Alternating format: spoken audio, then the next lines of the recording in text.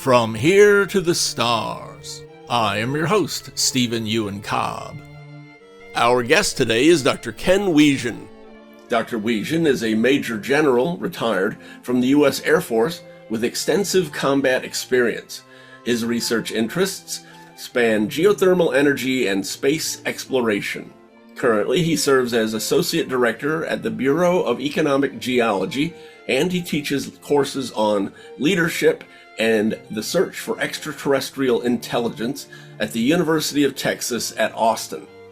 His past experiences include state-level disaster response and environmental protection roles. Thank you, Doctor, for taking the time for this interview.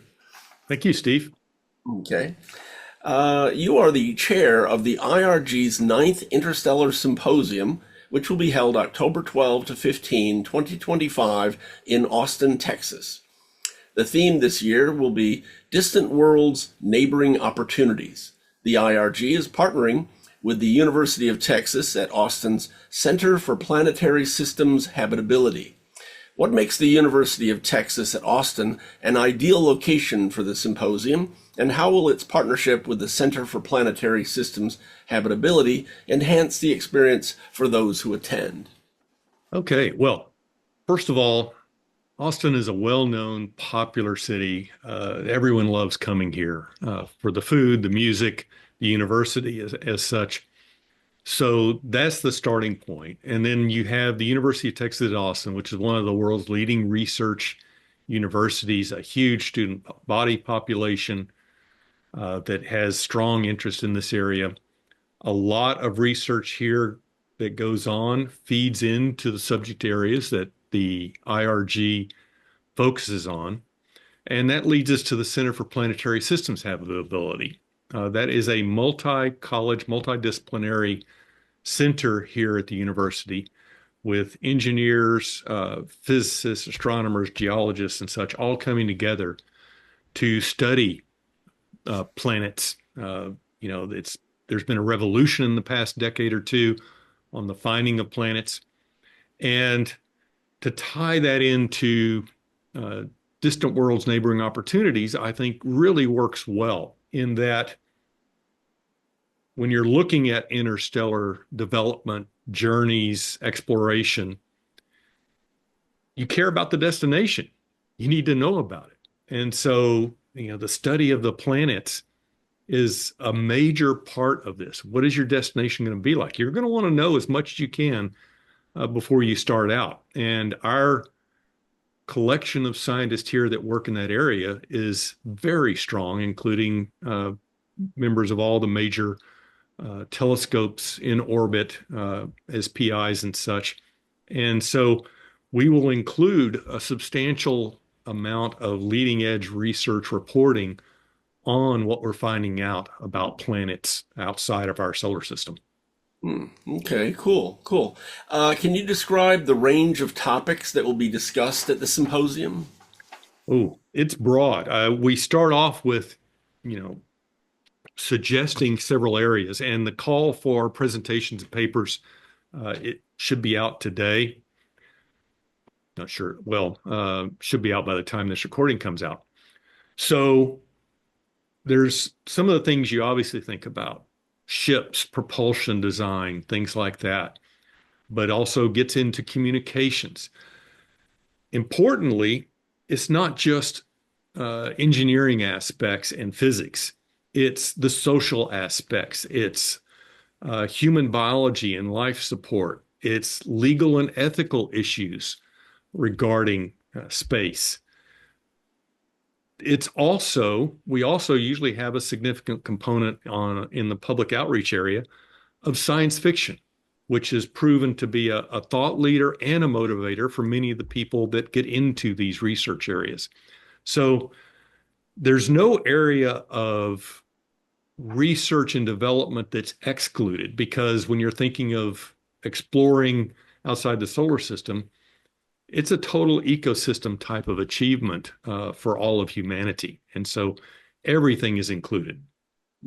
Okay. You mentioned public outreach. The symposium includes a public outreach night. What does the public outreach portion of the symposium include?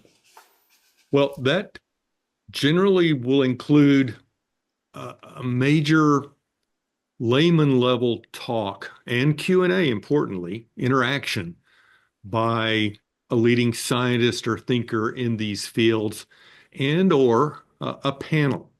So back to the science fiction part, we've had author panels in the past. Many of science fiction authors are actually physicists and scientists that work in this field. And so there's a strong synergy of, again, the thought leadership. But those have been extremely well attended, tend to be packed houses because we're presenting topics that really capture the public imagination, something that's an essential aspect of building the broad base of support that's needed for interstellar exploration. Hmm. Okay, okay. Attendees will have the opportunity to interact with senior research professionals from top international institutions. What kind of networking opportunities can students and career professionals look forward to? Ooh, there's a there's a lot to go into there. So it's not all just university professors talking in this case. We also tend to have a strong showing of startup companies that are working in the fields of space development. Think propulsion systems, the economics of space, developing space resources. So there's tremendous interaction there. As you know, uh, commercial space is in the early stages of a revolution or a boom. And so all that feeds into the development and our stepping stones for developing further and further out. So there's a lot of interaction there. There's a lot of participation by NASA and government agencies that are potential funders of research. But back to the pure academic level, it's a tremendous opportunity to meet and talk with researchers that are doing things that are interesting to you. So if you're an undergraduate or thinking about graduate school, this is a great opportunity to make those connections with people you'd like to go further in the academic world with. Uh, if you're an interested layman, amateur, entrepreneur, again, it's seeing what's on the leading edge of this area and making those connections. There's a lot of new ideas to be developed in this area. It's not the best phrasing of it, but what I'm getting at is anyone, I mean, anyone can have the next great idea that will advance interstellar development, a new thought on a propulsion method or how to do a closed ecosystem. One of the hardest things we can think of is how to keep humans alive for a long time in space. Different communication methods, propulsion methods, finance methods. You're talking potentially generational endeavors, something which hasn't been done in a long time since, say, the building of cathedrals in Europe. So, ethics, law, all these areas need new thought, and that won't come exclusively from, the professor world. Mm-hmm. Okay.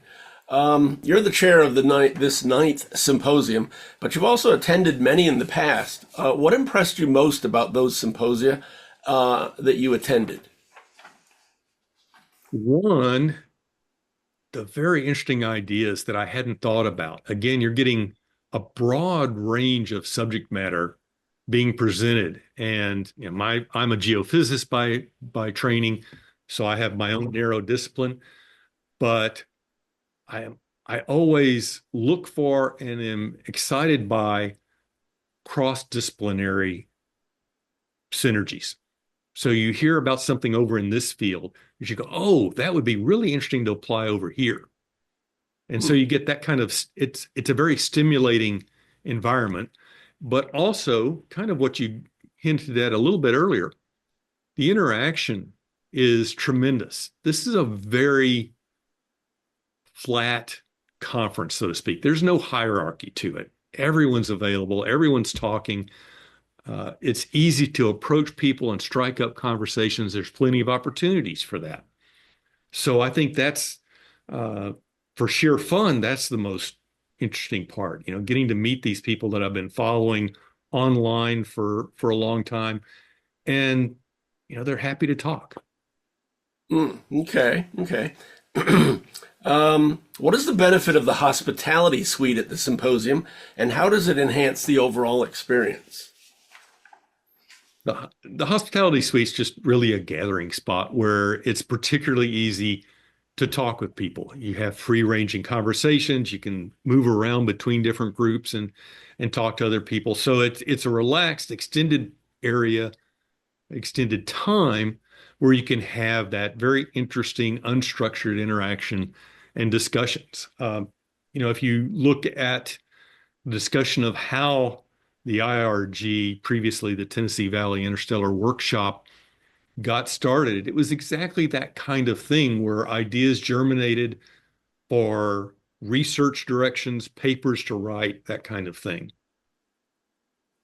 Okay, okay. I understand most conferences don't have a hospitality suite. Yes, if you go to the big professional conferences, Mhm, I think that's true. mhm. Uh, It seems to now I be. also have a strong military background. Military conferences usually have a hospitality suite, Oh, do although they? it's a little bit different in nature. We'll just Okay. leave it there. I've gone to, I don't know, about 40 or 50 science fiction conventions, and they always have a hospitality suite, and I think that's where they got the idea. Okay. And everybody goes to the hospitality because you get free food. That's always a good motivator. Yes. Yeah, yeah. Okay. Let's see. What would you say to someone who is considering attending but is not sure if it's the right fit for them? Well, again, this is a broad tent kind of conference. So, if you're just interested in the field, if you're a professional in the field, this is the major reoccurring conference dealing with interstellar development. So again, it's wide open and in a great location that has easy access, good transportation links and such, and plenty of other things to do. So you will not be bored coming to Hmm. this conference by any stretch of the imagination. Okay. And it's on the University of Texas at Austin campus, a huge, beautiful campus, lots of other activities to do there. And we'll have things like some lab visit type field trips. There's plenty of things to see and do just within walking distance of where the conference is. So, you don't have to drive around to stay fully occupied for the conference time. Okay. Okay. You teach a course named The Heart of Leadership. What is in that course? Oh, okay. Well, that's an interesting course.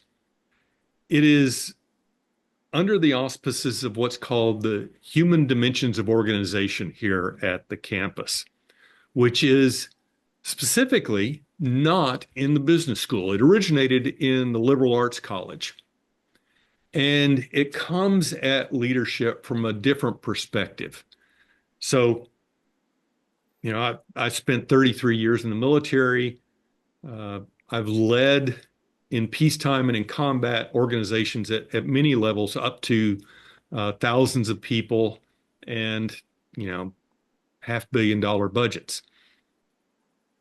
So I come at leadership from a practitioner point of view. It is not my academic specialty, but also the human dimensions of organization uh, allows you to come at this from a different way. So when I teach leadership, I start off with talking about Thucydides, one of the first historical writers in the world in ancient Greece, who wrote about the Peloponnesian War. And I do that to illustrate that when you're talking about leadership, there are timeless principles that have not changed throughout the whole course of human history.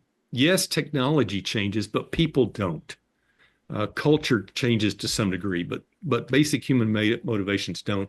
And so that's the approach that I take on providing a framework, not a how-to, but a framework for people to develop their own philosophy of leadership because everyone is a little bit different. Okay, okay. You also teach a course named Life in the Universe. What are your thoughts on life in the universe? Is it common? Is it commonly intelligent?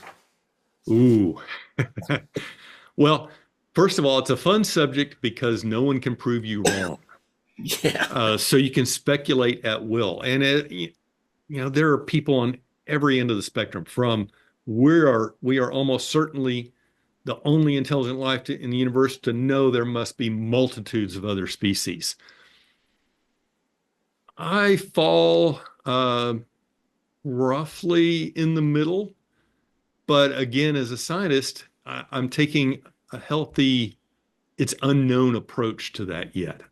I hope that there's other life and it's benign and we discover it. Non-intelligent life we may well find within the solar system. Intelligent life is a different matter, but it's a fascinating problem in that, you have the Fermi paradox. The universe is so big, there's uncounted trillions of solar systems. We now know from the last few decades of research that there's basically planets around every star. Some of those should be habitable. So why, the universe should be teeming with life. Why haven't we heard from anybody? So there's all sorts of potential answers to that I think are very interesting to speculate on. But that's what I like about it. One, it's interesting. Two, again, tying back to science fiction. There's, I doubt there's any scenario of life in the universe and answers to the Fermi paradox that haven't been explored well by science fiction at some point. And until we have science fact, that's a good starting point on thinking about life in the universe. But whether there's life in the universe or not, we at some point need to expand just for survival of the species. So I think that ties into it too. Okay, okay. Um, you were involved in disaster response efforts, including the Space Shuttle Columbia crash. Mm. First, if you would, describe that tragedy for those too young to remember it clearly, and then talk about your involvement in the disaster response efforts. Okay. Well, the shuttle crash. So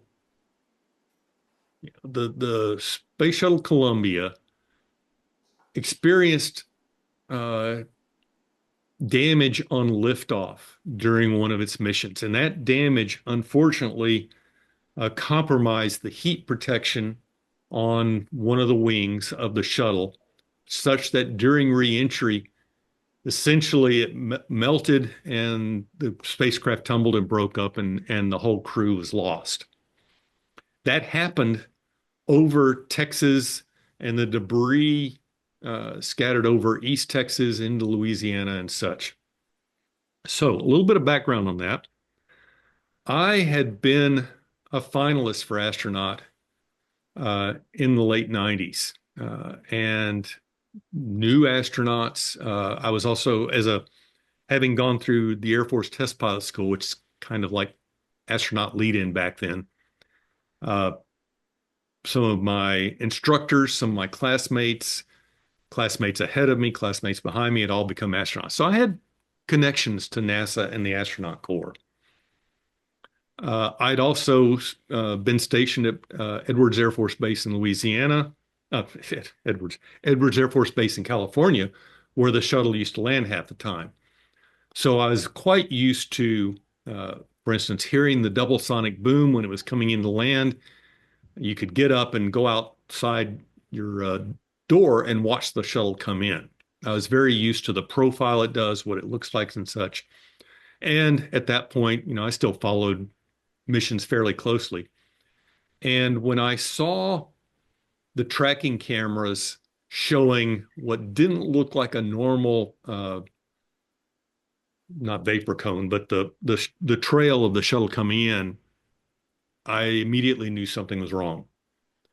I was also at that point uh, assigned to a C-130 transport unit flying for the military at Fort Worth in Texas, right under the path. So as soon as I saw that, I got in my car, this is a weekend, and drove into the unit thinking that we were going to be needed in some way or another. And I arrived, sure enough, we're getting calls from Washington, D.C. and the Pentagon basically saying, get up, get in the air and start search and rescue. And another person in the squadron, Bill Spiesman, who had been also an astronaut finalist, showed up as well as other crew members. It's just that spontaneous, something's wrong, you're going to be needed, you show up. So we launched an aircraft in fairly short order and got over to East Texas. And we were the first ones on the scene, although some F-16s also arrived very shortly afterwards.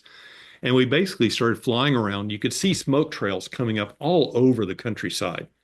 And we would just go around, obviously looking for survivors, but there weren't any, but just marking with GPS coordinates all these smoke trails, because there were hundreds of them all over the place, and starting to establish, a search pattern, documenting where there was debris until after, it's hard to remember now, but I think an hour or two, actual trained search and rescue aircraft started to arrive on scene. We ran low on fuel. We handed off to them and came back to our base. But that made a heck of an impression on me, to see that, the risk. One thing you learn when you're going through the week-long astronaut selection process is that no matter how routine it is, it's a dangerous business. And NASA estimated at that point, before this crash, one out of every 300 missions would end in a catastrophic failure. And those are not negligible odds. So, people need to understand that there's still risk. It steadily goes down as we build more and more experience. But as we've seen also with new companies entering, there's a learning curve to that. And occasionally you have fairly spectacular failures. So anyway, that was the shuttle disaster. Disaster response in Texas, yes. So both as a military person, particularly as deputy commander of the Texas National Guard, who is always the military first responders, and then as a senior executive at what's called the Texas General Land Office, where I had responsibility for disaster recovery for the whole state of Texas. I was pretty heavily involved in that. What I pull out of that is that disasters bring out a lot of the best in people. Communities pull together. Everyone works to the same direction. For the immediate aftermath of a disaster, by and large, politics gets set aside, other concerns get set aside, and everyone involved focuses on what do we need to do to help people to go ahead and start the rebuilding process and such. And it's a unique time in what can be contentious day-to-day life and business in the world, where things are all moving in the right direction. Okay. What are some lessons that might, excuse me, that event might be applied to planning for disasters in space? Okay. Well, from the military experience, hope for the best, but plan for the worst. You've got to always understand the risk and plan as best you can. Again, with another common saying, which is no plan survives contact with the enemy, or you could say contact with reality, or nature, or space. But the planning process is still essential to thinking through what your options could be. How can you react? In space, for the time being, for the foreseeable future, if you have a major problem, help isn't going to arrive, within an hour giving you a water bottle and a warm blanket. So you have to figure out what are your own resources? always what's your fallback? What's your plan B? Kind of like driving down a highway in heavy traffic. You've always got to keep in mind, well, if the car, three cars in front of me suddenly blows a tire, where can I bail out to? Which side of the road can I go to? So there's that. There's government, private companies, not just being blindly optimistic, but really thinking through what is the plan B? What if this happens? What if that happens? NASA, the current space programs, I'm sure SpaceX and others go through extensive drills to practice. What if this fails? What if that fails? It's not just, and also don't just think single component. The bad disasters are usually a chain of failures. In aircraft accidents, it's always a chain of failures. It's almost never one single thing. And so, it's just that need to think through these things. Hopefully, as a space economic ecosystems gets going, we eventually develop specific rescue functions or disaster response capabilities. But right now, that doesn't exist. But that would be a next plan. Closely related to that would be cleaning up debris in space. Perhaps our most likely near-term problem is a debris chain reaction that could really cause monumental problems for the space economy. But how can you deal with that? What preemptive actions could you take? We're starting to see actual proof of concepts on how to remove debris from low Earth orbit, which is a big problem going forward. Yeah. You mentioned a moment ago that you're a graduate of the U.S. Air Force Test Pilot School. How did that training influence your career? Oh, okay.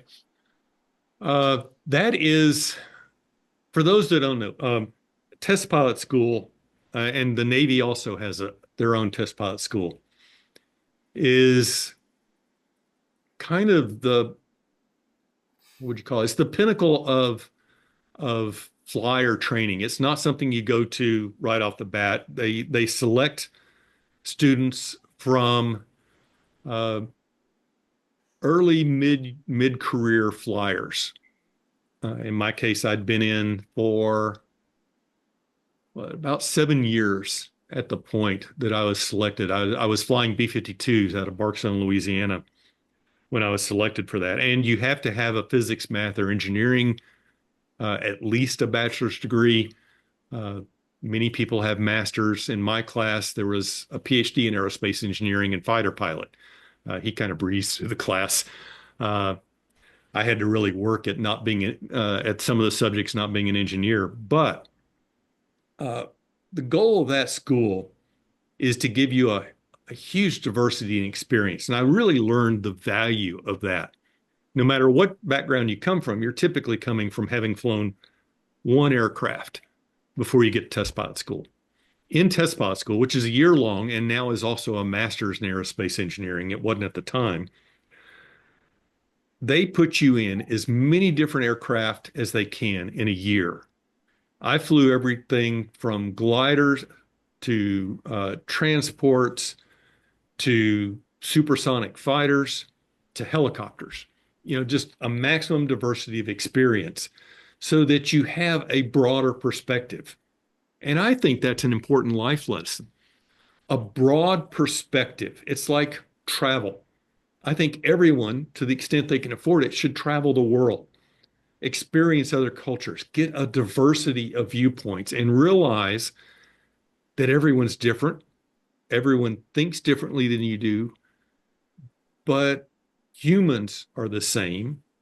Values, interests are the same, and there are commonalities. I think something like that could go a long ways towards minimizing warfare. Having been in 3 wars, I would love to see war eliminated, but unfortunately, that doesn't look like that's in our near future. Okay. Did I answer that question fully? I went off on a tangent and started rambling. It sounded like a good answer to me. Okay. Let's see. You earned combat medals in Iraq, Afghanistan, and the Balkans. Could you discuss how your career experiences have informed your views on international relations? Actually, you kind of answered that one already, didn't I kind of did, but I can go a little you? further on that because I realized part of your previous question too Okay. was how did that affect my career? Well, interesting in that regard. So, as a graduate of test pilot school, you're well treated and well regarded within the military. The patch that you wear as a graduate gives you the ability to fly any aircraft in the world without training. It's a very, very unique qualification that you get. And it's well recognized everywhere in the world, in the flying world. So that's pretty good. Now, on the other hand, when I graduated from there, I was a navigator bombardier. I was not a pilot. And I went in, did test work on special mission aircraft for a few years, but there wasn't anything particularly new coming down the pike for that used a navigator bombardier in it. So I was looking at probably going off and flying a desk for the second half of my career. And at that point, having always wanted to be a scientist, I left active duty, went through the reserves for a little while in the Air National Guard, and kept flying while I earned my PhD and moved on in science. So it was an interesting kind of tortuous path. But back to my experience in wars. Yes, bearing in mind that as a flyer, I didn't interact with people on the ground hardly, other than occasionally, kicking paratroopers out the back end of my C-130 or dropping supplies, that kind of thing. But, again, it gives you interesting perspectives. I can remember flying over Iraq early in the second Iraq war at night and flying on night vision goggles. When you're wearing night vision goggles, you can see everything for tens of miles at least. And you could see firefights going on in various places of the country, but you could also see well-lit roads, infrastructure, cities uh, that, were proceeding as normal to some degree. Flying over in the daytime, you saw crops, you saw farmers working their fields, trying to exist in the middle of a war zone. That's, again, I guess kind of rambling here, but warfare is not a net good for anybody. People often mistake starting a war, well, nobody starts a war thinking it's going to be bad for them, but it always is. Uh, it's a waste of humanity and potential. And we see that going on right now in Ukraine, uh, unfortunately. But, people want to live, by and large, just want to live their lives and get on with it. You see the kids who still find a way to smile and have fun, although they're stressed. So I think that's my main takeaway. You won't generally find stronger supporters of diplomacy and the State Department than generals and admirals in the military. Uh, War should be your last resort in almost any case. Okay, okay. As a strategist, you position the Texas Air National Guard to capitalize on the growth in cyber warfare and the UAS drones. What strategic foresight do you think is most needed for the future of the military? Oh, of the military. So that's a very timely question. So I follow the war in Ukraine intensely, daily. In fact, I'll be giving a lecture on it here at UT in a couple of months.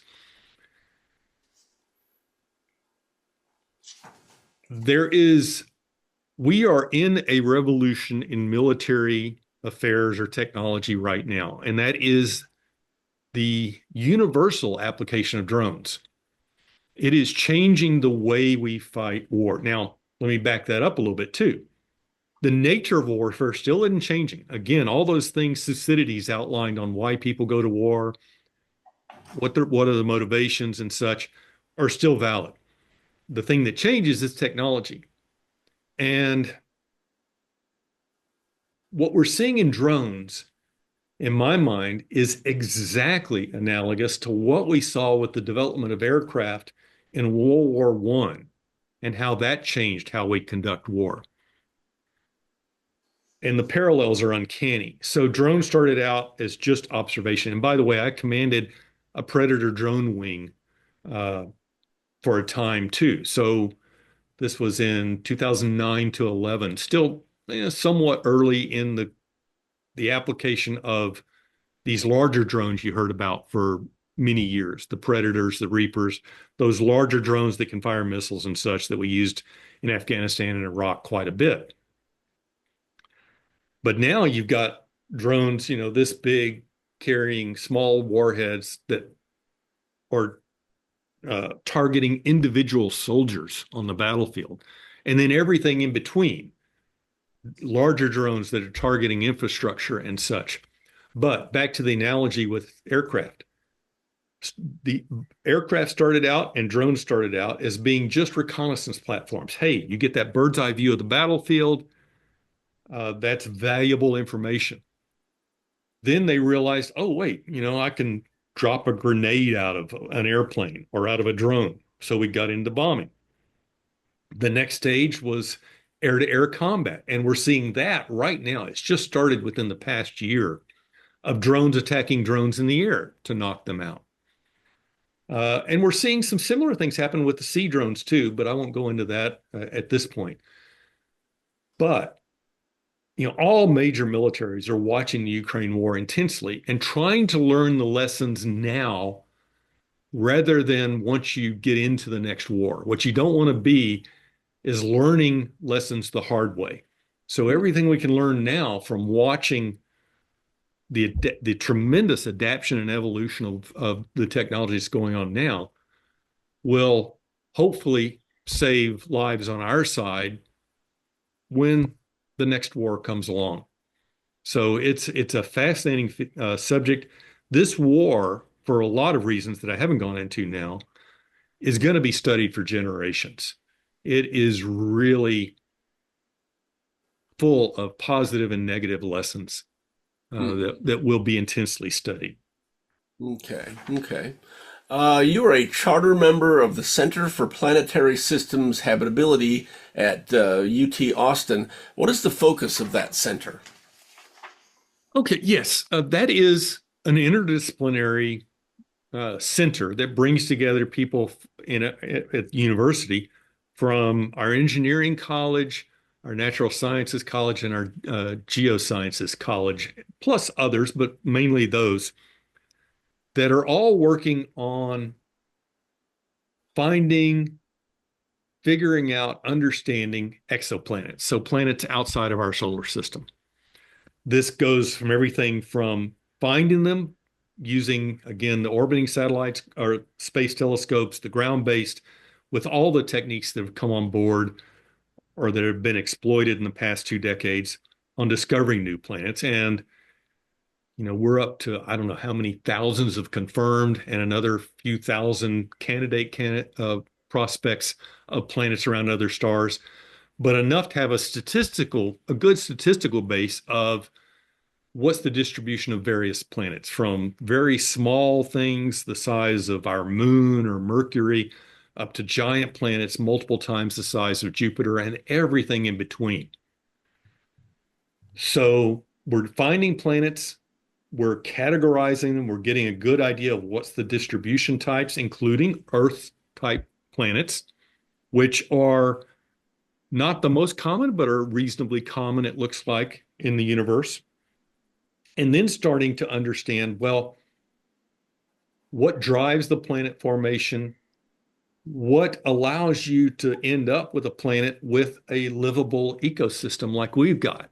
And particularly one that has been relatively stable enough for life to evolve over billions of years. And so the research goes into that area.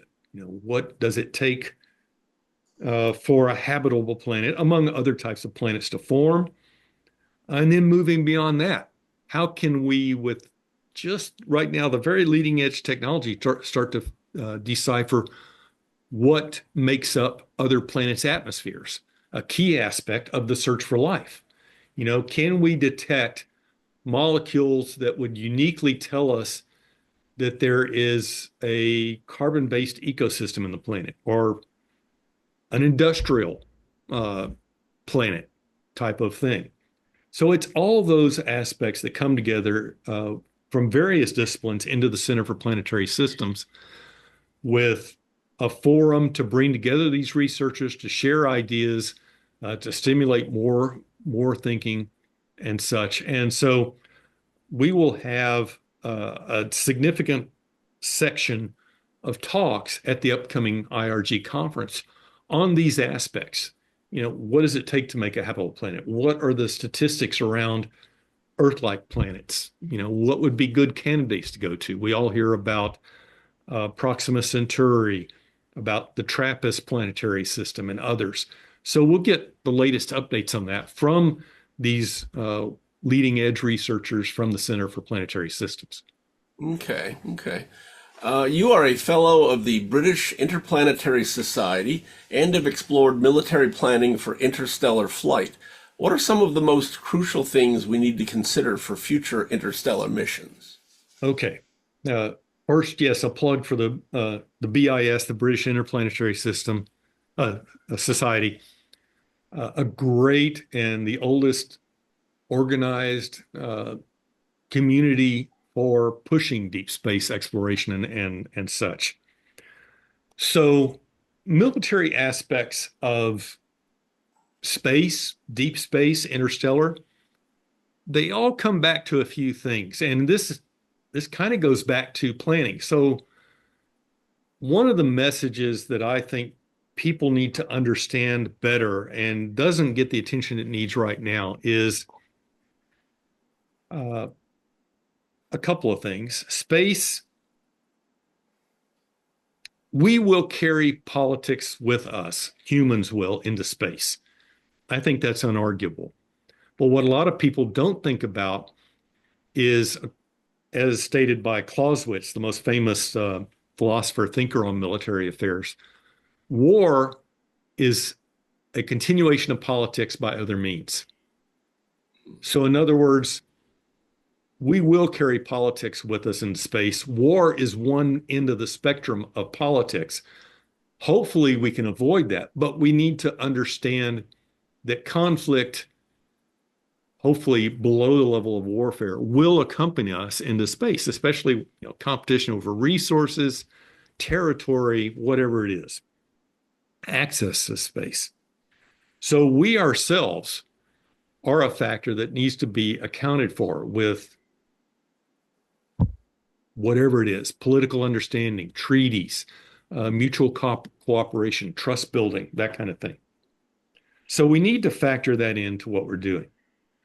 But another key factor is there's no such thing, especially when you go to interstellar scales, there's no such thing as an unarmed ship. If nothing else, just by virtue of kinetic energy, a ship capable of interstellar travel can be a massive weapon.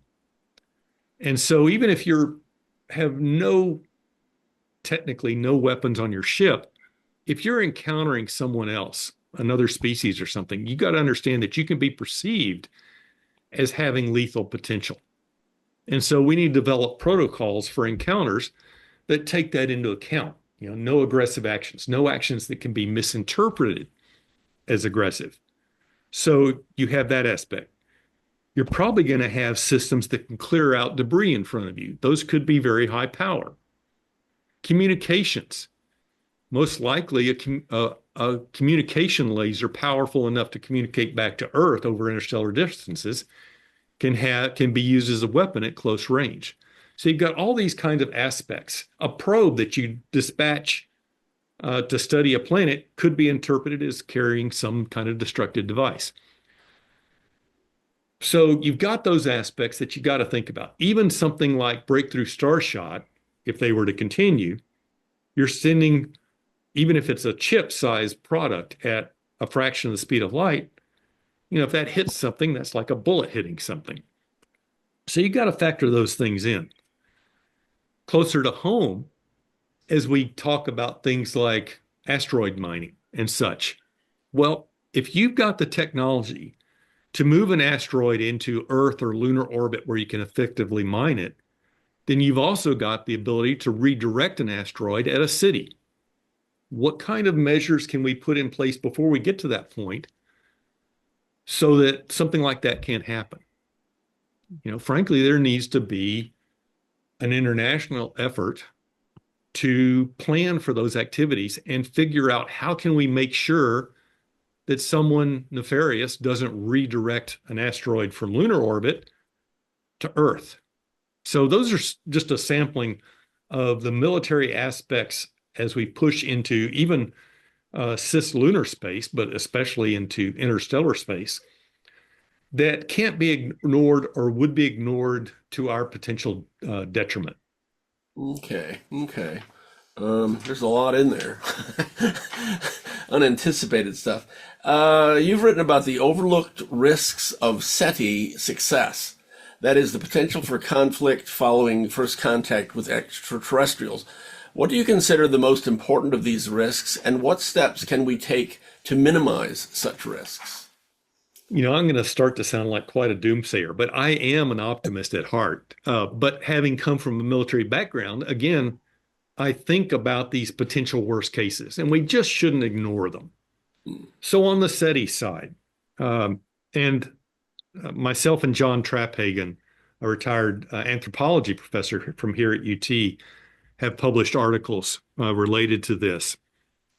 So, SETI, the search for extraterrestrial intelligence, dominantly radio up to the present day, although there's many other technologies being applied now. But let's say we do find a radio signal from an extraterrestrial intelligence. And here's a key caveat. Let's say it's a weak enough signal that you need a substantial sized radio telescope to be able to receive it. In other words, a ham operator in their backyard isn't going to be able to pick this up. You need substantial infrastructure. Now, under the, I think, quite reasonable assumption that anyone else we communicate with in the near term is going to have a substantial technological lead on us, just by virtue of the fact that we have been a technological society, think radio capable society, for roughly 100 years. The universe is 13.8 billion years old. Even a relatively recently arisen civilization could be millions of years older than us, and therefore, again, could have an unimaginable technology edge on us. Now, think superpower. What's a superpower's perspective on communicating with a civilization much more advanced than us? Well, the risk is that superpowers could view monopolizing that communications channel as giving them an unbeatable technology edge here on Earth. So, how would you go about monopolizing that communications channel? Well, if it requires substantial radio telescopes, then you're limited to a dozen, half dozen installations around the world. That's a small enough number that you could, through cyber attack, through physical attack, or whatever, eliminate other superpowers' abilities to receive that signal and communicate back. So that's the risk, that the pot of gold at the end of the rainbow of communicating with an extraterrestrial intelligence could be perceived as valuable from a superpower competition point of view, to the point of triggering kinetic or cyber warfare. Okay. So how would we plan for that? How can you guarantee? There is no international law that applies to this as far as safeguarding. There is a non-universally adopted protocol on communicating among scientists and to the UN if you receive a signal along those lines. But that has no enforcement to it. It just depends on goodwill of both scientists and the governments that they belong to. So I think that's another area that I personally would like to see some active international work on. Okay, okay. Um, that sounds like the next question. You wrote protocols for encounter with extraterrestrials, lessons from the COVID-19 pandemic, and the search for extraterrestrial intelligence, a realpolitik consideration. Yes. Those are both the things you're just talking about just now. Okay, well then. Yes, and I've also presented in a little more focused way on and had a workshop at an earlier IRG conference on developing protocols for a actual physical encounter. So, if we were sending out an interstellar probe or maybe even a deep probe or human crewed ship in our solar system, what do you do if you actually physically encounter another ship as opposed to a radio encounter, which is what I just talked about?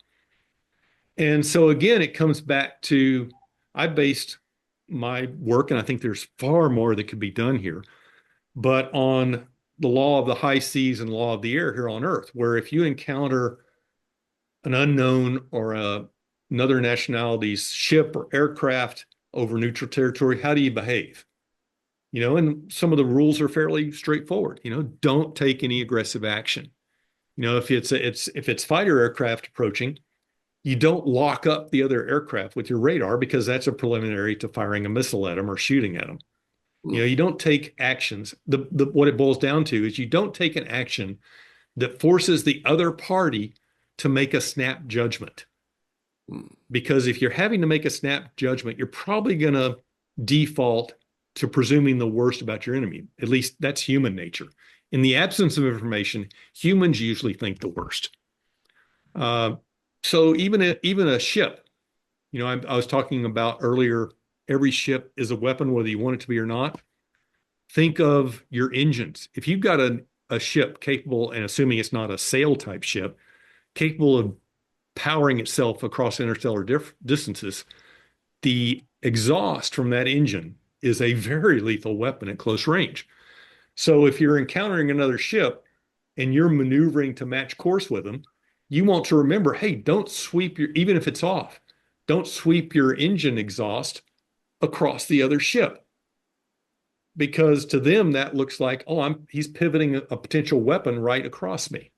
There's just things like that military people might think about. But if you're a non-military person planning one of these ships or activities, may not even occur to you. Okay, yeah. What do you hope your students will take away from your courses about the importance of space exploration and the search for life beyond Earth? So, yes, I teach, the course I teach in this regard is called Life in the Universe, and it's a course only for freshmen. All freshmen have to take one of these. They're called signature courses, but think of it kind of like a freshman honors course.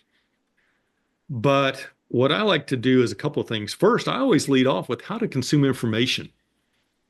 There is so much disinformation floating around these days, including in science and poor science writing.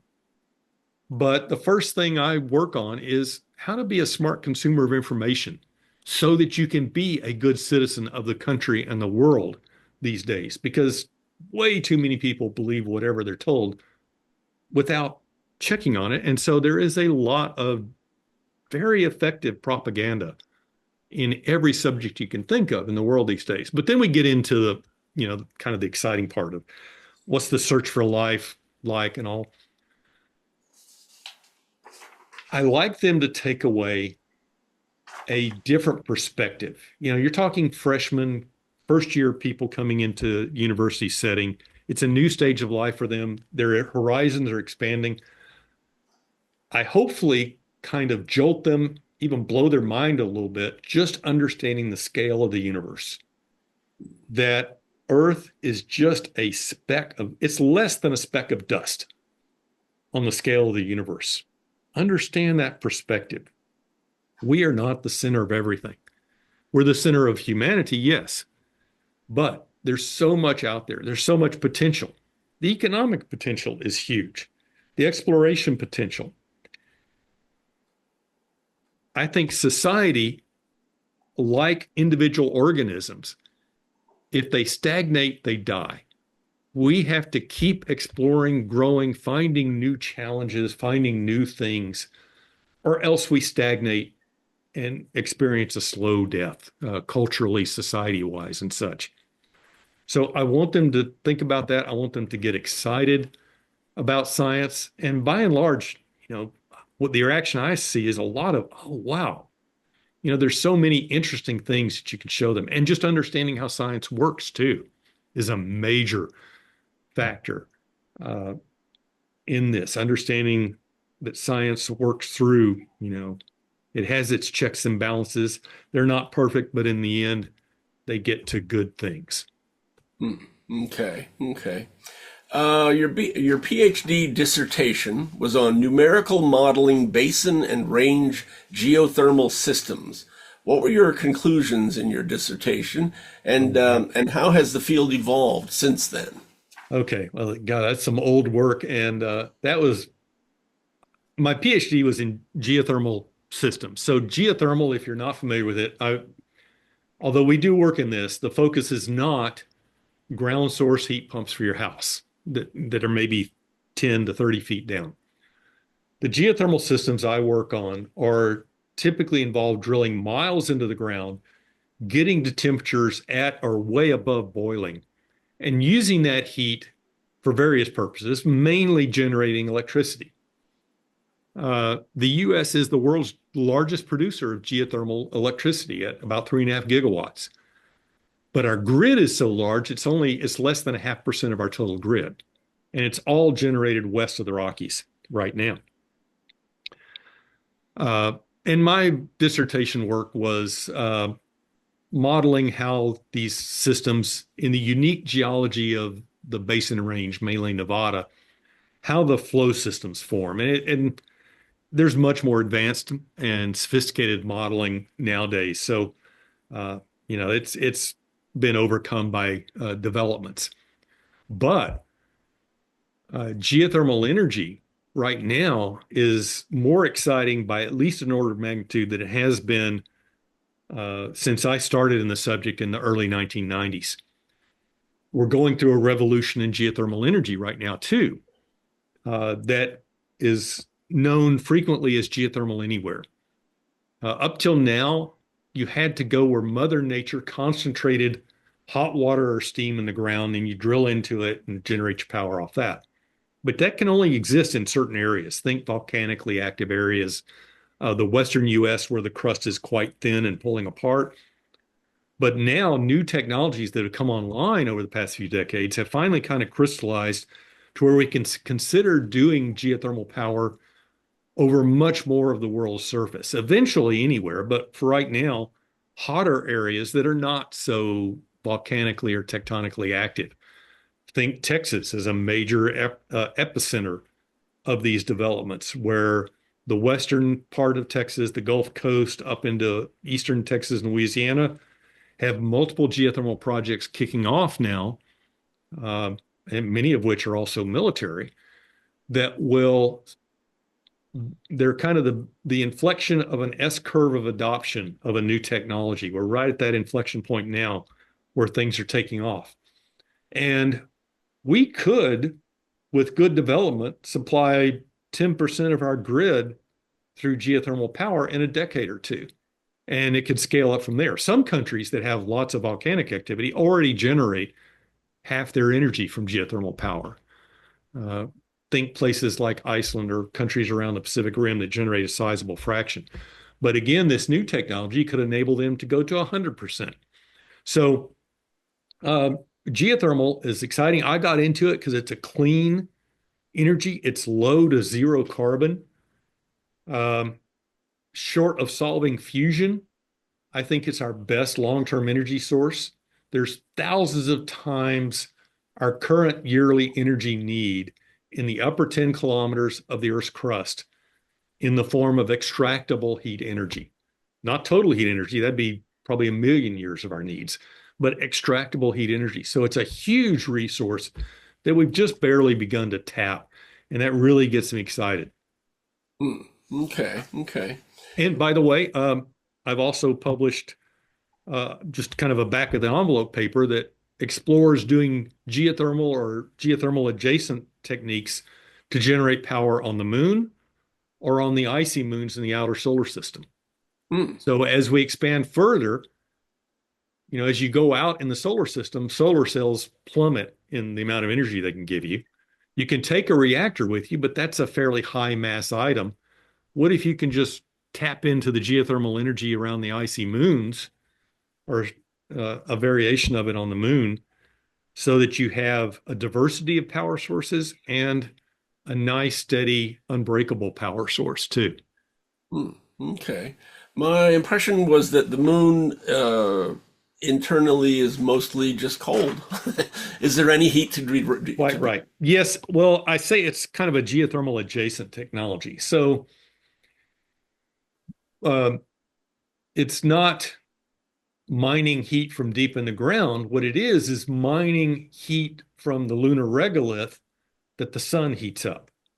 Ah. So the basic idea is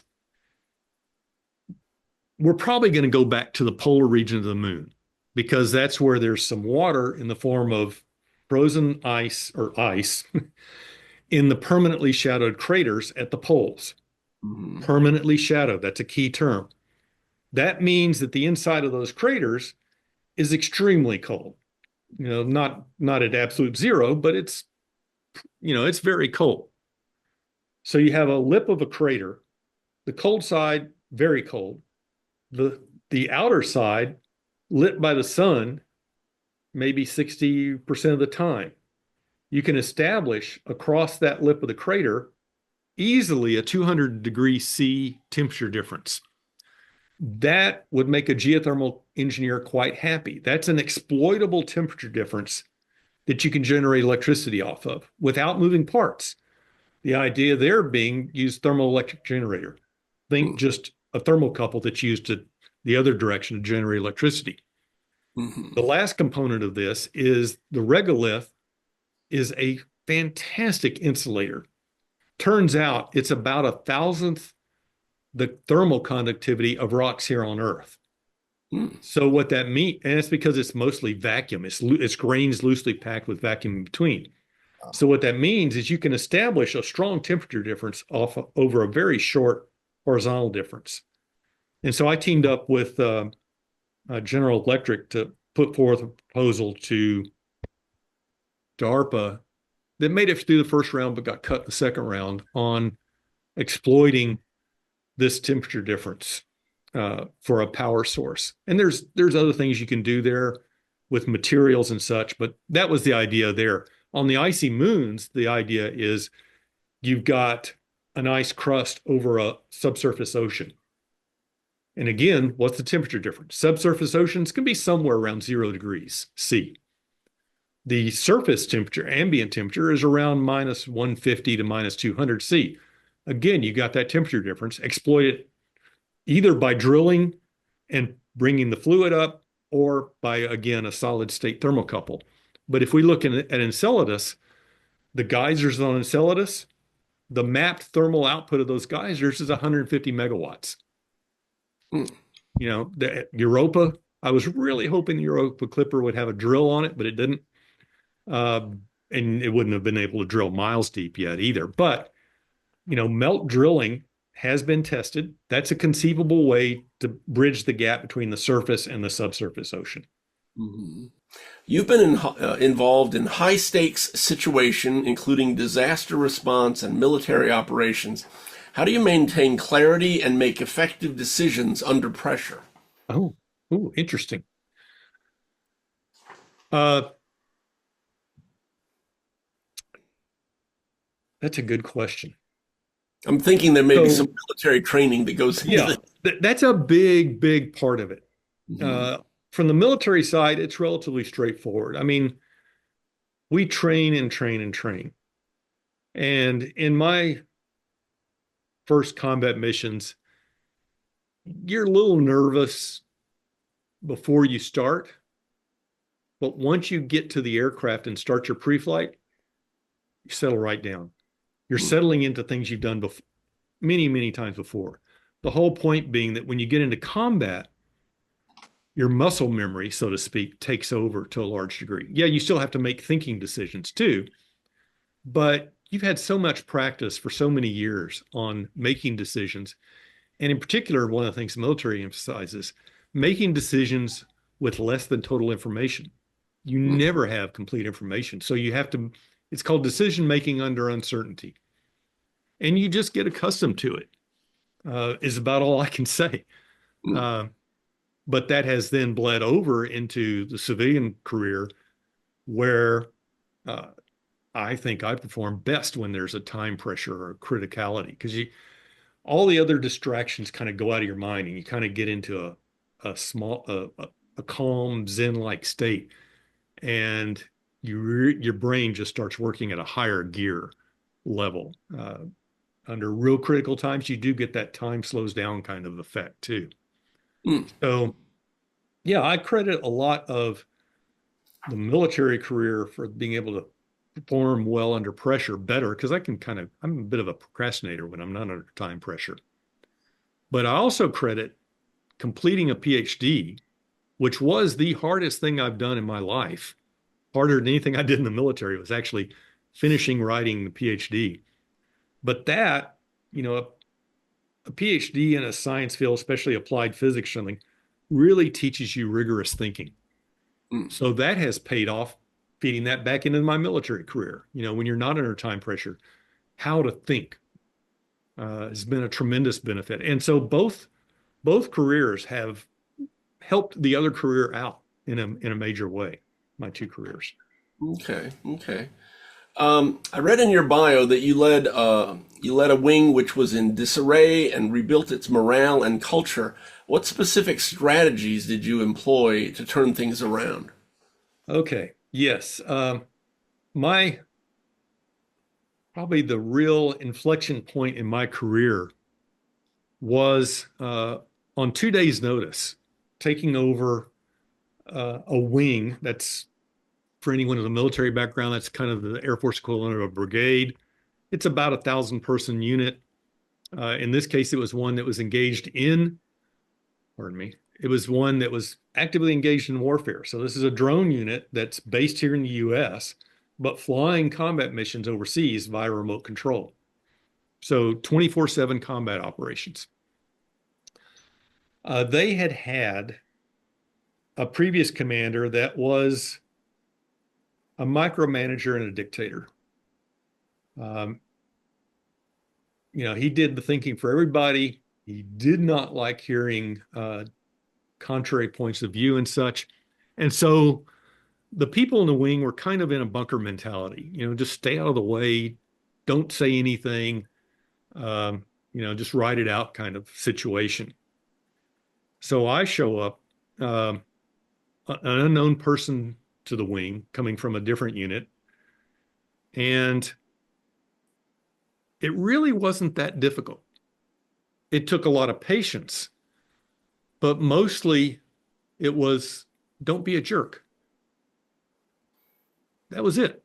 Don't be a jerk. Uh, being treat other people like you'd like to be treated. Treat them with respect. And here was the probably the most significant kind of tactical thing. Don't do their thinking for them. So I remember my first couple of staff meetings, uh, and people go around the room and report on what their units are doing and that kind of thing.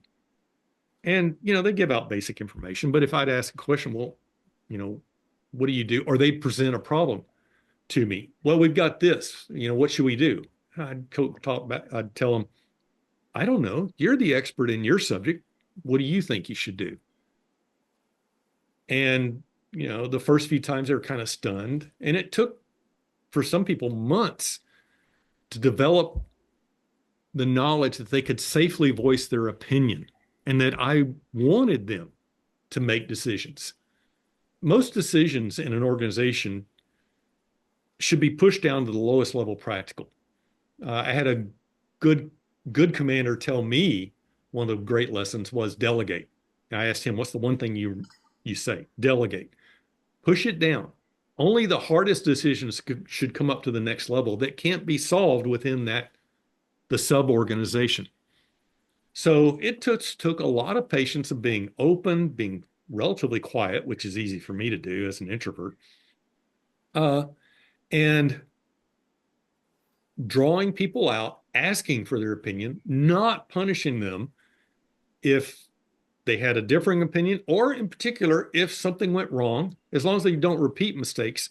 A one mistake organization is going to be so bland and underachieving in the long run. Because if you shoot the messenger, or people, get punished for making a mistake when they were trying hard, people will stop trying new things. And organizations need to regularly reinvent themselves and stay relevant. That's true for organizations, true for individuals, where nowadays almost no one spends their entire life working for one company in one career field. I definitely have switched career fields in a major way in my life. So, you know, that was it. And then, I was only there for 2 years. So the other thing is set up the next generation of leadership to follow through on that, because a change like that to the culture of an organization doesn't set in just a couple of years. It takes kind of an organizational lifetime, 5 to 10 years, to make a cultural change stick in an organization. Okay, okay. You've held significant leadership roles in the military, government, and academia. How do you adapt your leadership style to such different environments, and what are your core leadership principles? Yes, it is different. One key thing is you never stop learning as a leader. Yes, I teach leadership, but I still learn day to day new things about leadership. It's a learning experience. It's a journey. It's not something you ever should finish or regard yourself as accomplished at. So it's a never-ending process. Uh, at each stage of change, I learned a lot. And by the way, I learned a lot about leadership not being a leader. Observing what other leaders around me did. And, it may be a negative lesson, it may be a positive lesson. Oh, if I'm ever in that position, I'm not going to do what he just did or she just did. Or, oh, that was really nice. I need to remember that kind of thing. But even informal leadership positions, different levels of responsibility. Early on, a first level leadership at a flying organization, you pretty well know everybody's job. And everyone is coming out of that culture of a flying unit.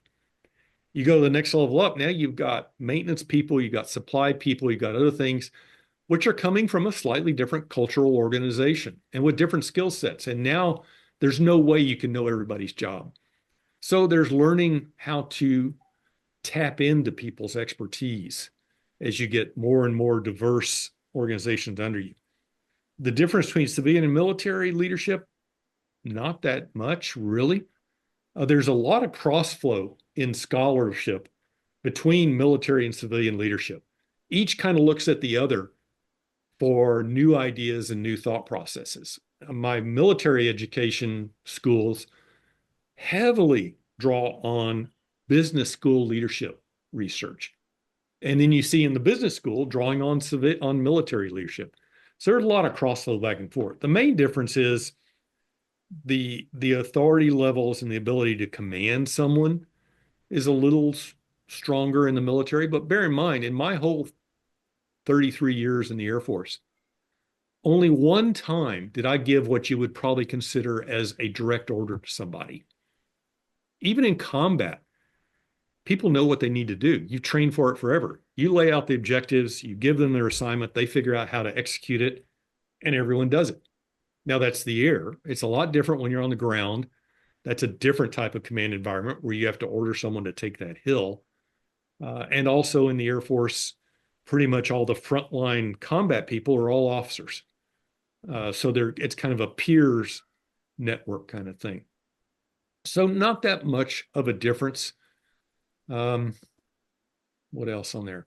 I think I started going off on a tangent, but did I answer that question, or do you want to reattack a part of it? I think you covered it pretty well. Okay. Yeah. Let's see. Oh, wait. I do remember one thing. So my principles. I think it's an unwritten law somewhere that every general has to have three principles they lead by, Okay. and build a PowerPoint presentation on leadership, which I've done too. Okay. But the principles I I used were three, because it has to be in threes. Take care of the people and then get the mission done. That was the first one, but a little bit unusual in that I put both what sometimes are separate things on one level, and that's because you have to keep them in balance, or else your unit will eventually fail. In the military, it's very easy for people to get so mission focused that morale plummets, and then your mission suffers. On the other hand, if you're too friendly, you might not make the decisions you have to do in a combat situation. So keep them in balance. Yes, there are crises where, all leave is canceled until this is done with. But then you have to balance that out with, hey, here's some extra leave. Go get reacquainted with your family after like a tour in the combat zone or something like that, to balance things out. So keep them in balance. Don't let one override the other. The next is be safe. And that applies in my field of geology. We do field work. You know, don't do something dumb with a heavy, when you're working around a wellhead or something. In the military, don't get yourself killed in training, that kind of thing.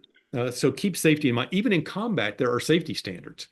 They're different, but they're still safety standards. Flyers have to get a certain amount of rest before a mission, or else we statistically know you're a lot more likely to screw up.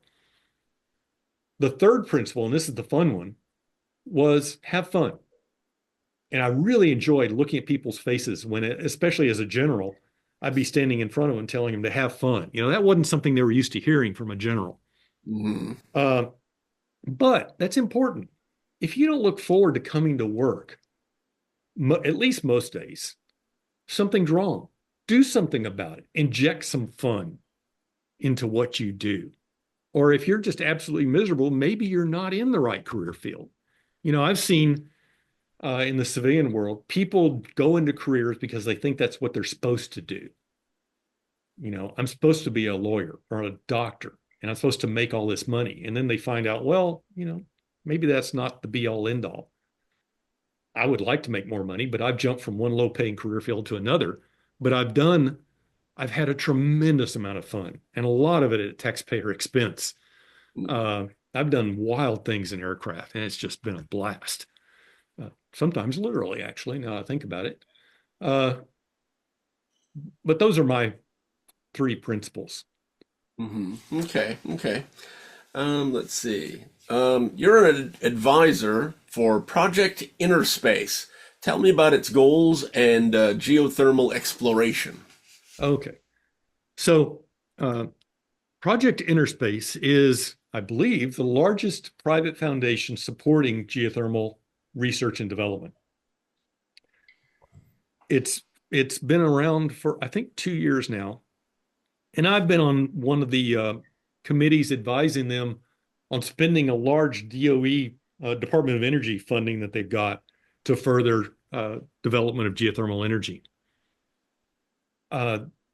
They are really ambitious and accomplishing a lot in a short amount of time on providing particularly a foundation of knowledge for the world for developing geothermal power. And let me back off a little bit. Jamie Beard is the founder and leader of that organization, previously an environmental lawyer who really spotted this inflection point in geothermal, this revolution starting about 5 years ago or so. I had actually been out of geothermal research for over a decade, and she was here at the University of Texas at the time and starting up a project funded by DOE to spur geothermal entrepreneurship. And I think in just searching around the UT directory for anyone that had the word geothermal in their background, she found me.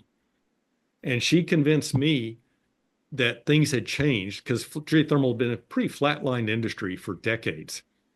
She convinced me things had changed and I needed to get back into geothermal power.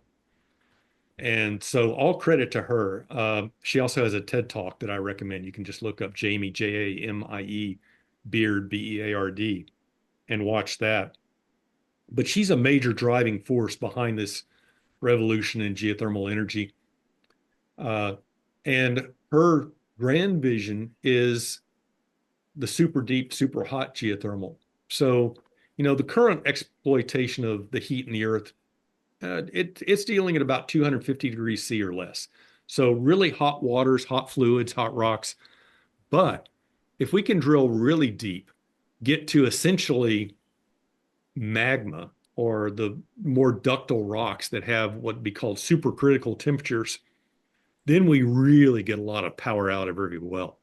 A good geothermal well right now typically produces a few megawatts of electricity. You get down there, you're talking now tens of megawatts per well. So you could easily supply all our needs that way. So uh, they're focused on a lot of things. They're growing fast as an organization. They've already published the beta version of a first cut of amalgamating the whole world's geothermal data into a common picture, which is actually a very tedious project because everybody has different standards for their data, trying to harmonize that. And we've done our research group here has done some of the work on how to harmonize to a worldwide standard. But they're doing that. They've got this large funding to spur development, to fund projects and R&D to advance geothermal. So bottom line is it's a really exciting time. It's a rapidly growing field. It's attracting the interest of young people in college right now. It's a great time to get into this field. Startups are leading the charge. The leading edge of technology in geothermal rests solidly in the startup world. The big multinationals are all watching. They've almost all have research groups looking at geothermal, and many of them are backing some of these startups. But it's a really exciting time for a young person to take a little bit of risk and participate in a startup for a little while in this revolution that's going on that has tremendous scale up opportunity for revolutionizing world power. And also, I'll say the Department of Defense has jumped in a big way too, because geothermal power that you can drill and generate within your base solves a major strategic vulnerability for the military of not having to depend on civilian power grids. Oh, okay, okay. You launched the Hot Rock Geothermal Industry Research Consortium. What were your primary goals in launching that consortium, and what progress has been made? Okay. So we just launched that last year, so it's pretty new. But the industry consortium model here at the Bureau of Economic Geology has been a very successful research model for many decades. Our organization is very well known within the energy industry, particularly oil and gas, where we did a lot of leading edge work for many decades. We are also the Geologic Survey of Texas, and we've been around for over 100 years. We're about 200 people, very applied research. But we have over a dozen industry research consortiums in different aspects of applied energy, and that it's not just oil and gas, it's geothermal, it's the emerging hydrogen paradigm, also carbon storage and sequestration, seismicity, and other things.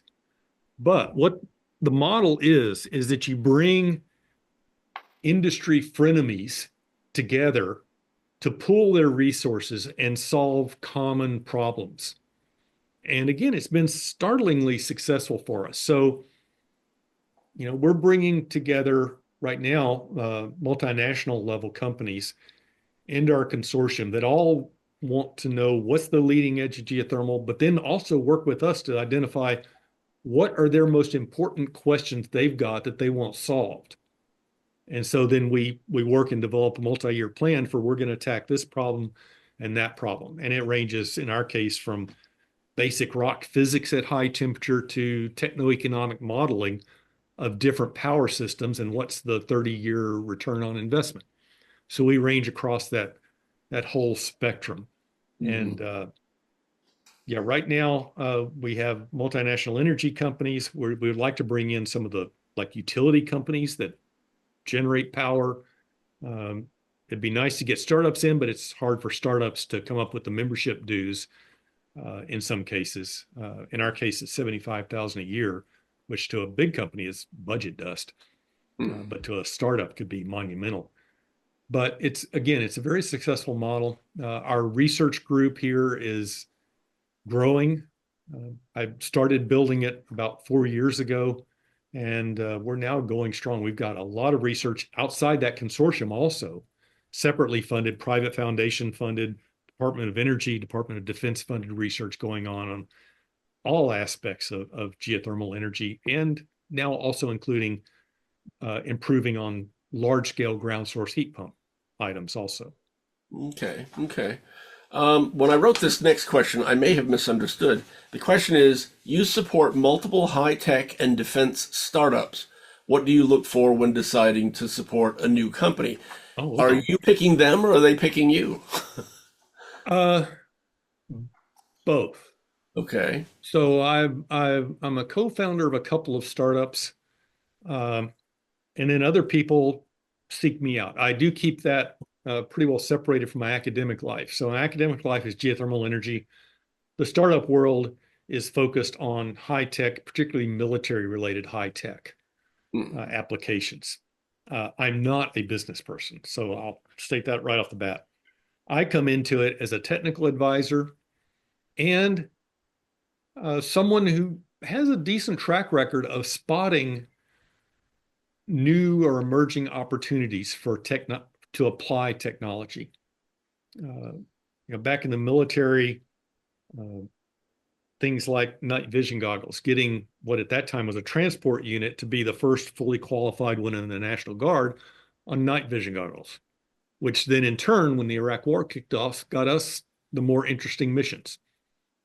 Uh, so things like that. Multiple the startups I'm involved with are developing anti-drone technology, which is heck, you can almost just say the word anti-drone right now and people will throw money at you. But there's actually obviously a lot more thought to it than that to just come up with an interesting idea that's practical. I look for something that gets me excited.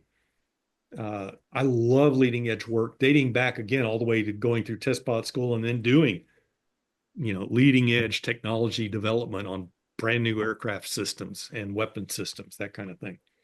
Hmm. So that's what I look for. But also uh, it's not unknown, but there's not that many senior military officers that are also PhDs in applied physics. So I can kind of say I know how to employ weapons or what you need, and I know enough to kind of understand even when it's really hardcore physics, what's involved in that too. Hmm. Okay, okay. Um, Before joining the Bureau of Economic Geology, you were chief architect at Spark Cognition. If you would, tell me about the projects you worked on there. Well, it was a short time. That was an interesting experience. I learned just enough to be dangerous in the world of AI. This is an AI startup. Hmm. I think they're still going strong, but I haven't followed them for years now. Uh, but I was brought in kind of for the same thing to think of how we can apply AI to solving military problems. And it's a huge field from flying aircraft remotely to sensor systems, you name it. It's there. But my big takeaway there was understanding what it takes to really develop AI. AI can't do nearly what most people think it can do. It's very powerful used in the right way, but it's got limits and boundaries on it. And I came away with a much better understanding of that and what's needed when you're developing AI.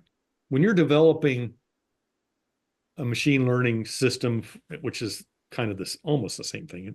I use them interchangeably. I know purists would disagree with that, but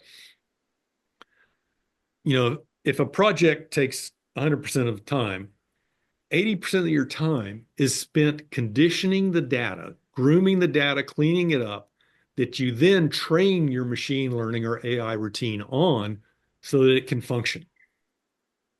And that's a great unknown to most people on AI development, is the amount of time that has to go in to just getting the data ready so that you can then apply it or use it to train your machine learning routine, which then is what you send out the door. But that's carried on. I mean, machine learning is now ubiquitous in science. It's expected that, for instance, a new PhD we hire will understand the basics. You don't have to be a leading edge researcher in machine learning. That's still in the math and engineering schools. But, and I'm behind on this myself, but every new person is expected to know how to write a simple machine learning categorizing system in Python or R or one of the environments for that kind of thing now. So it's a lot like knowing how to work an Excel spreadsheet, or for the really old timers, a Lotus spreadsheet 30 or 40 years ago. That was not a universal skill. Now it's becoming so common that for the newest generation and on, it'll be an expected commodity. Mm-hmm. Yeah, yeah. This next question is a little bit longer. Around 1980, I subscribed to a magazine called Next. All the articles in that magazine were estimations of the future.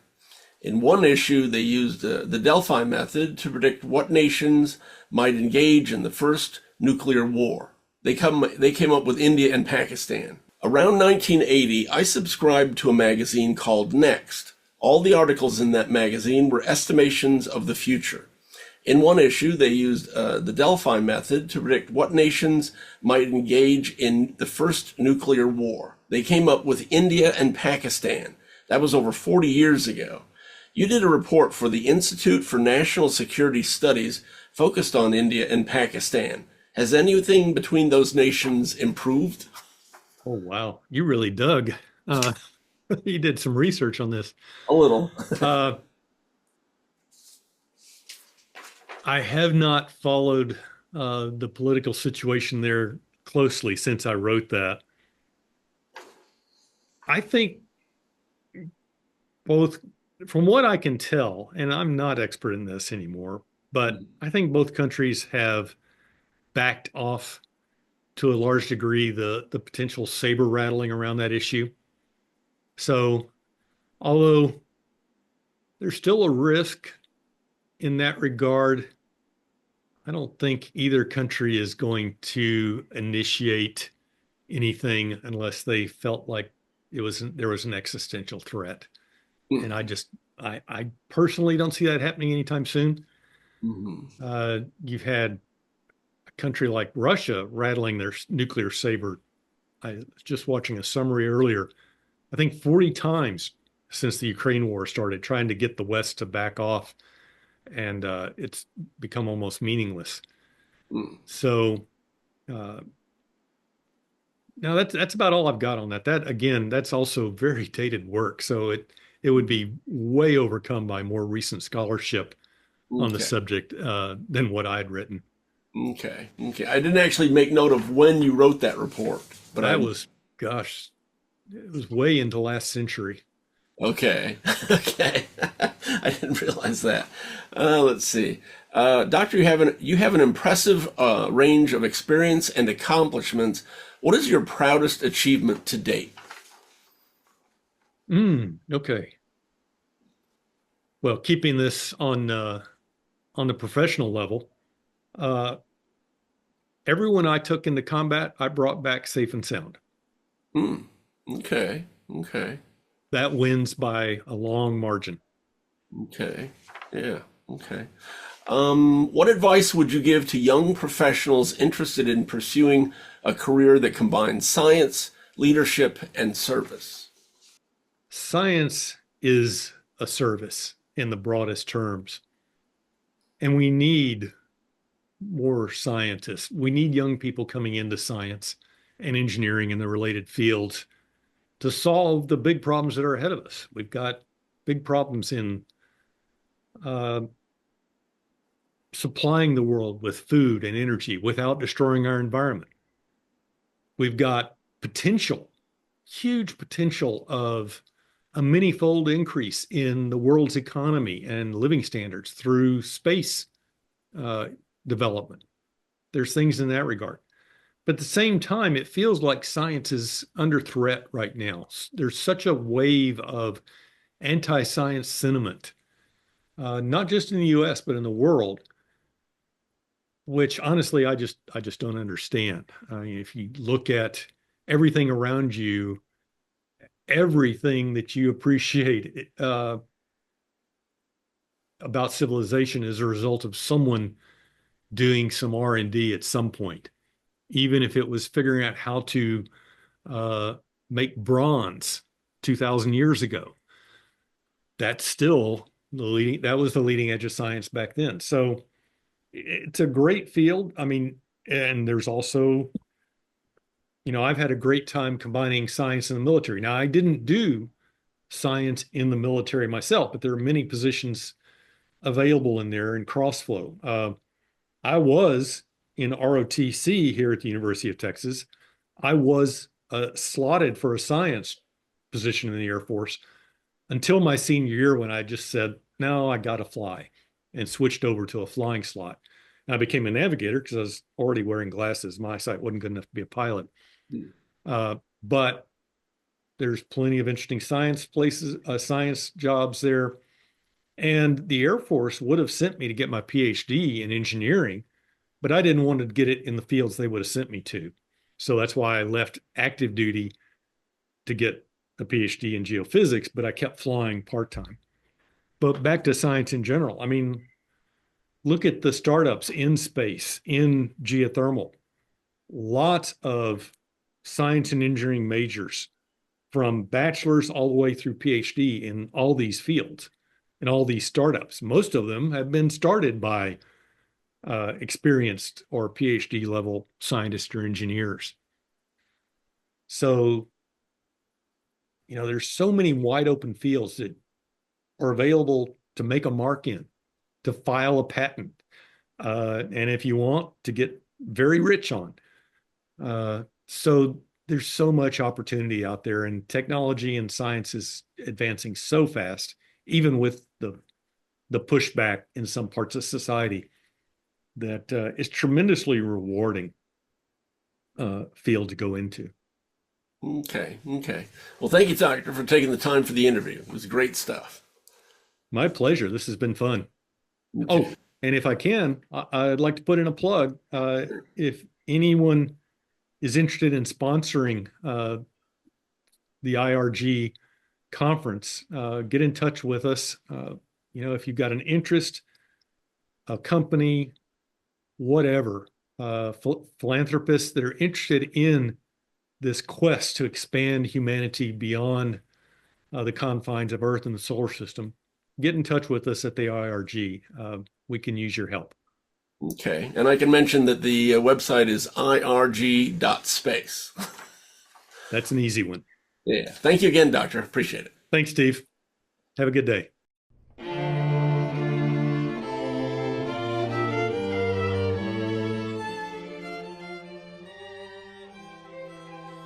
That was Dr. Ken Wisian. This has been From Here to the Stars, a video series created by the Interstellar Research Group. The IRG is a non-profit organization dedicated to thoroughly exploring the science and engineering that can eventually open up the reality of interstellar travel. Join us October 12 to 15, 2025 in Austin, Texas for the Interstellar Research Group's 9th Interstellar Symposium. Learn more at irg.space. I have been your host, Stephen Ewan Cobb. If you enjoyed this video, please hit the like button, and you can subscribe to our channel for other such videos. On behalf of all of us here at the Interstellar Research Group, I thank you.